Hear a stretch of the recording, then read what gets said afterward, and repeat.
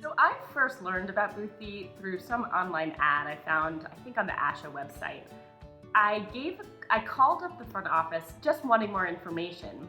And literally within an hour, I got a call back from Christopher saying, "Hey, let's talk." So I said, "Oh, okay, like they're pretty responsive. This is a good sign." Within about a week, we had already set up uh, a kind of meet and greet and interview, so to speak, and things just kind of took off from there.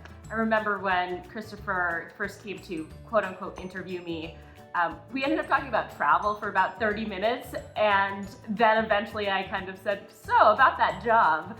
I felt kind of from the get-go, there was just that personal touch that I was a human being that they were investing in, and not just a vehicle for a business. And I think that really goes a long way today, because in a more corporate culture, you just don't get that feel. And that's kind of where I was coming from.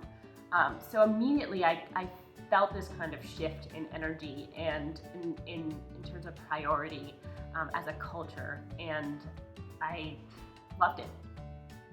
Because there were such lengths to go through in terms of the process, I felt like you as a company really were considerate in who you were going to bring in to the company, bring into this organization, because to me it showed that you really cared about finding the right people, finding people who would support your mission, who were good people first, because I think that's at the core of being a good provider, is you have to be an open, caring person. And I think that the length of the process allowed you to really get a thorough grasp on who I was, to make sure that I fit that culture.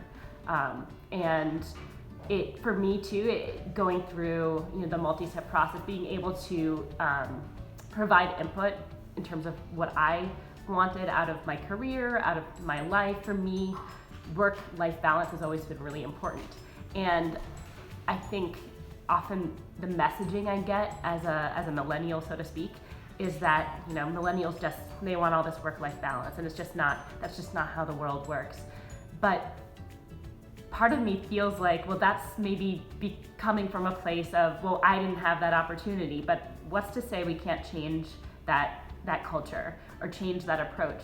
What if you really can have work-life balance while still being invested in the work you're doing and still taking that seriously?